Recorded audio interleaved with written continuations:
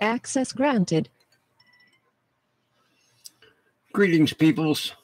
You know, I was going to do this tomorrow, but I changed my mind. It kind of got me a little excited, so...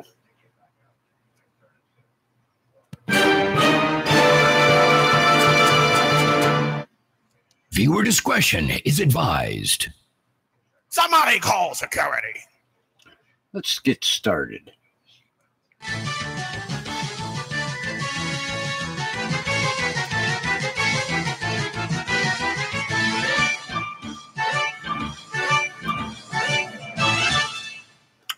Alrighty, little mementos from my professional chauffeur days. And to start the story out, when I turned 16, I got my driver's license, took the driver's test, then took the chauffeur's test and passed it. Now, back in the day, they took your picture and you got a paper driver's license with this picture affixed to it. And it said chauffeur's license. Plus, the state sent you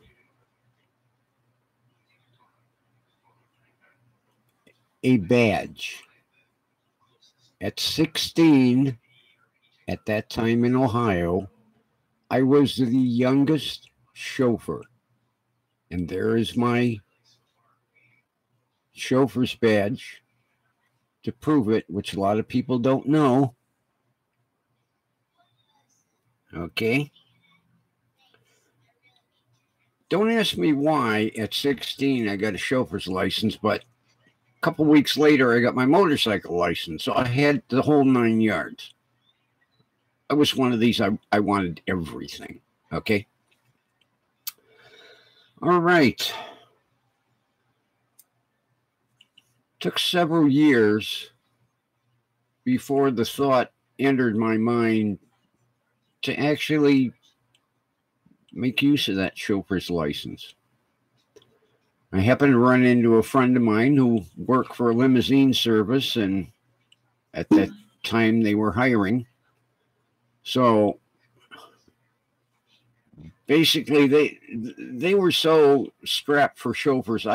All I had to do was walk in the door. Of course, they had to check out my driver's record and so on and so forth. And I was hired and put through training and then kind of thrown to the wolves. Well, over the time driving, some of it was mundane. You know, you'd pick up a man at the airport that came into Cleveland for a meeting, and you had just a regular Cadillac sedan or Lincoln Town car, and you drop at his meeting, and 90% of the time they say, hey, don't move, you stay right parked here. And sometimes you would sit for 7 hours. So it was boring at times. But then what broke the boring part up was when you got to drive a personality. I'm going to go through the list here of what I feel was the important people. Like I say, I had driven a lot of other people over the years, but Pearl Jam, they rented a couple of vans and drove the whole band.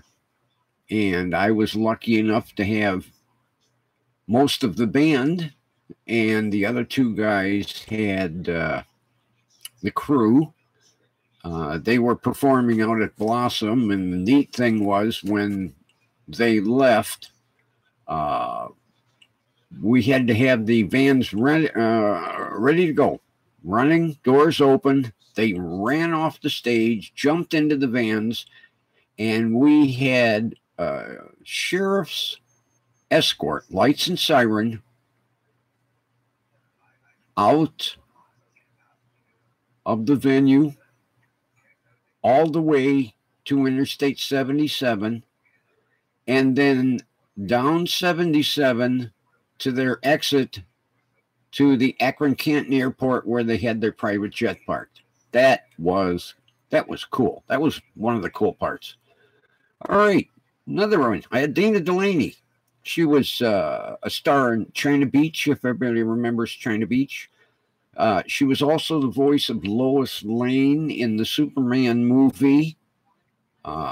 They were here in Cleveland, the whole crew, from the movie to promote the first day cover Superman stamps that were issued.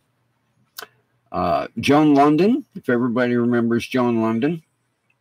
George Stephanopoulos, which I believe he still has a cable news program. He was the press agent for Bill Clinton at the time.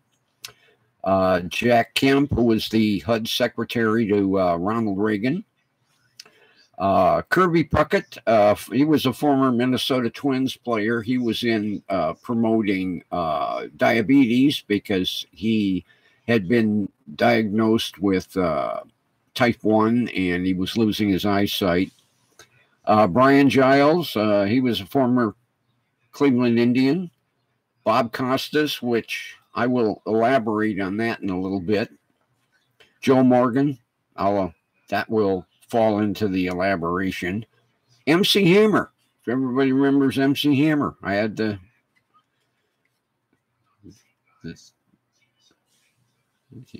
him. Drew Hill, rep band, if everybody remembers Drew Hill. I also had Mr. Colin Powell, very dignified gentleman, very dignified. And very, very polite and very talkative, because a lot of times they sat in the back of the limousines and they didn't say anything. Several times, Halle Berry, because she bought her mother a home west of Cleveland, and when she had time off, she'd fly in. What a sweetheart. The neat one, Joan Embry. If everybody remembers Joan Embry, she was the animal lady on Johnny Carson from the San Diego Zoo. Well, as I pulled out onto the tarmac to meet her private plane and the door came down, instead of Joan Embry stepping off the plane, a cheetah stepped off the plane first. This cheetah stayed with her at all times. He was neat. He was like a little kitty cat. But boy, I'll tell you, you talk about being intimidated while you're standing right next door when that step comes down out of that jet. And instead of seeing a lady step off the plane, this wild animal steps off and gives you the eye. Another one, Steve Harvey, several times. Drove Steve Harvey. From the first time I drove him and I hit it off. He always requested me because he'd come into town to visit his parents, and his daughter lived here. He was a WCW wrestler when they had the WCW. The Beth Hart Rock Band. I don't know if anybody remembers. They were cool because while they performed, they wanted me to sit on stage with them, and I said, I'm not supposed to be doing that. And she said, you're my driver. You're just as important as my crew. While they performed, I sat on stage and couldn't believe it. I actually signed a few autographs, and I told people, hey, I'm just the driver here. Well, you're with the group. So had my 15 minutes of fame signing some autographs. Mike Love from the Beach Boys. Oh, was he a trip? Oh, my God. Love that guy. Love that guy. The AMC Cowboys. I don't know if anybody remembers from the American movie classics. they used to have Wednesdays were Wayne's days. They ran John Wayne, and they had this cowboy. They were actual cowboy crew that was promoting the movie. They were a riot. I got lassoed I don't know how many times in the parking lot. I also had a gentleman by the name of, I'm probably not going to get the right last name, Ahmed Ibrahim. He was the 5th richest Saudi oil sheik. And what a trip. He spoke very little English, and boy, we had fun when he'd ask questions, and also got a nice tip from him, too. Carol Langley. She was a Fox Sports producer. If anybody watches Cops, you'll see Langley Productions. She was part of the Langley family. The heavy metal band Tool drove them. Earth, Wind, and Fire when they were performing out at Blossom. What? Oh, that you talk about. I was over the moon with these guys, you know, because that was a band in my day, a band. Also, the Manhattans, another cool group. Had Otto Graham, former Cleveland Browns player. Johnny Unitas, he was in for a book signing. He wrote a book. Former Dallas Cowboy, if everybody remembers, number 58. And when the new stadium was built, Carmen Policy was president of the new Cleveland Browns. Man, I'll tell you, that was a day when they opened the stadium. Unbelievable. I had police escorts with him everywhere. Orlando Brown, he was doing some publicity work. He was number 99 for Cleveland Browns, and everybody remembers him. Dave Pelzer, well-known book author, had the Rolling Stones, had the Stones, people. Def Comedy Jam.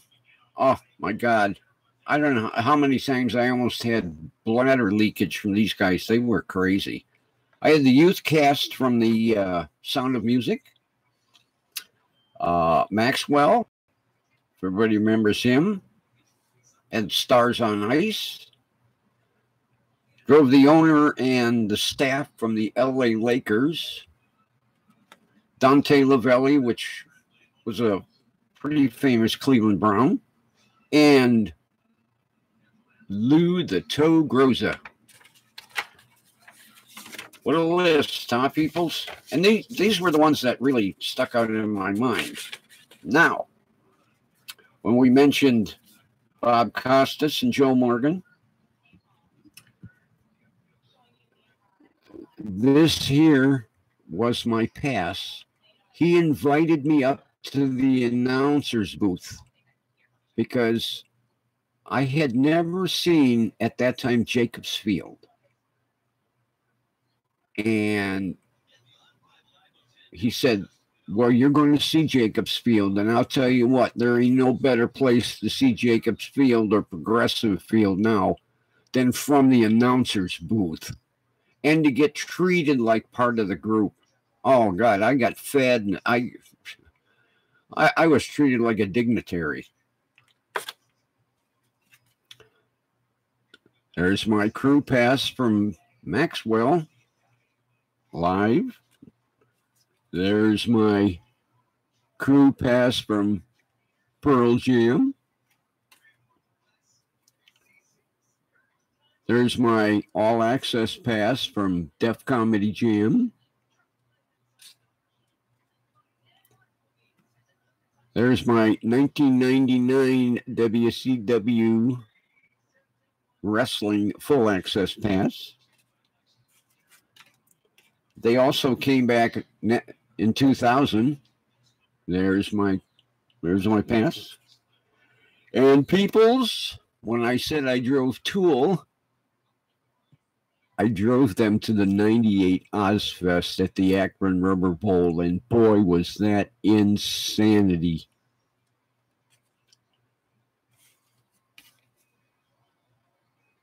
Game 1, the opening of the Cleveland Browns Stadium. There's the parking pass to get into the garage. And I not only drove to the stadium, I watched the first game sitting on the Cleveland Browns bench with the team.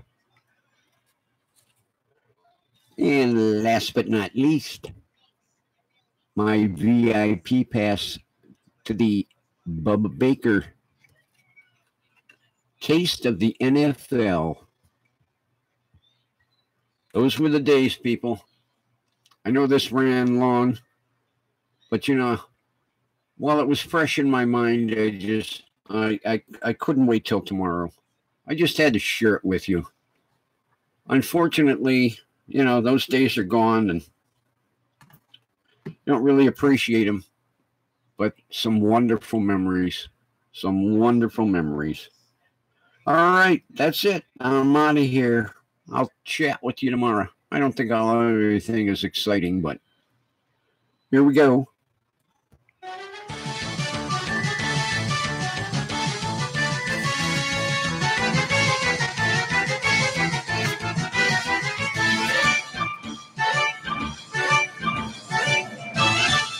Ozfest. Bye-bye.